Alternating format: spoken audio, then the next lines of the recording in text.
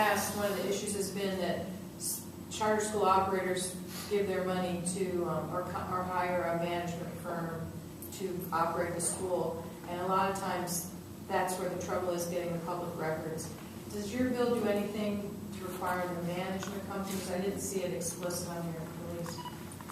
It would, there would be an annual audit for the sponsors and the operators.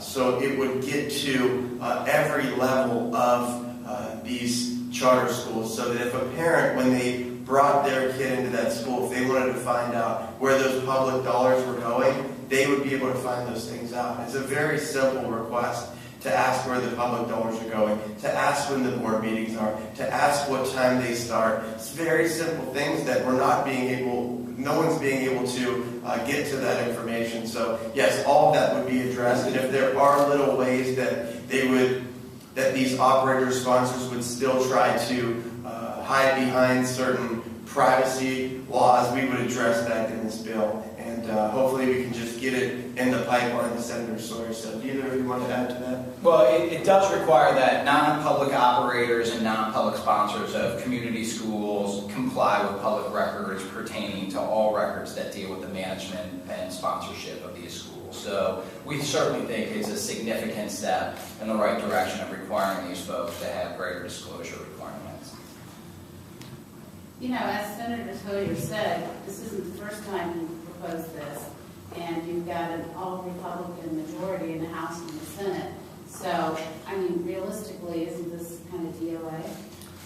I don't think so. I mean, and I can speak, these guys can talk about how they feel about its chances in the House, but I've talked to Senator Lehner. She said that she has an interest in dealing with charter school issues. And so I can only take her at her word that this is something that we're going to discuss. I think creating a bill that is very simple and clear and starting with this as a starting point moving forward is what I'm trying to do. Just try to foster further discussions, especially since the governor said what he said. I mean, this is something that I think that everybody, if you guys ask them in their offices if they feel that charter schools need to be accountable for public dollars, they'll tell you yes. So this bill would do exactly what they're saying, and we're trying to start at the very base level, and I'm going back from some of the other bills I've had. If you guys want to discuss the House and how you feel about that.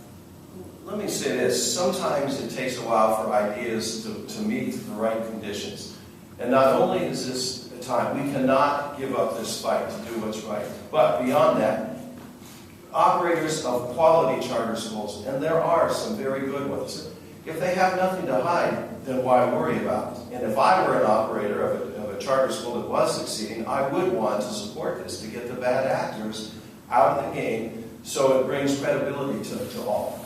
Well, and just to follow that up, I mean, the Fordham Institute that strongly supports charter schools has said that Ohio is the poster child of what not to do. That if states like Ohio continue to perpetuate these foolish ideas of not following the money and making sure that, in fact, the folks who are receiving public dollars are spending those dollars to ensure that these students are achieving, then it will kill the charter school movement. And so, you know, again, my point is we should be supporting good schools, albeit traditional public schools, public charter schools. We need to provide excellent educational opportunities. And for a party that talks a lot about jobs and the economy, we know it all starts with workforce. And if you don't have a quality workforce with the ability to fill the jobs necessary here in the state, businesses won't want to be here. And so for all of us, this should be a bipartisan issue about what are we doing to stretch every dollar we have to give it to folks who are making sure that they're providing an excellent education setting and that these young people are achieving with great potential to do great things in our state.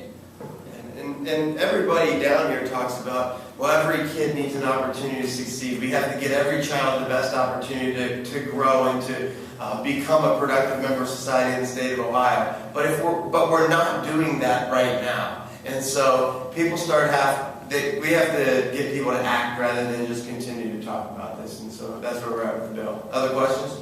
Can you talk about the capacity of the auditor's office to audit every school every year? Well, I certainly think that one of the questions as we move forward is the potential, we hear it a lot out of our statewide electeds, let's do more with less. Now, they're asking our local government officials to do more with a lot less, and in fact, here at the state, it seems like they're doing less with more. So, I think it's about time that we ask for the same out of our statewide office holders. As their budgets have grown, we've seen local government budgets dwindle, and it's about time that we demand more out of our statewide officials, and certainly the auditor's office needs to be focused on doing more. It's disturbing to me that after all the focus, and appropriate focus, on what's happened here in Columbus schools, that's one out of over 600 school districts, the auditor finally has seen, after 3.5 years in office, to realize we've got a serious problem with charter schools. I wish that instead of waiting 3.5 years into an election year, he would have focused on this right after he got elected. And, certainly the Akron Beacon Journal and the Dispatch and other newspapers around the state have had a bright light on this problem for years and years and years, and yet it's taken this office holder over 3 years to discover that there's a problem.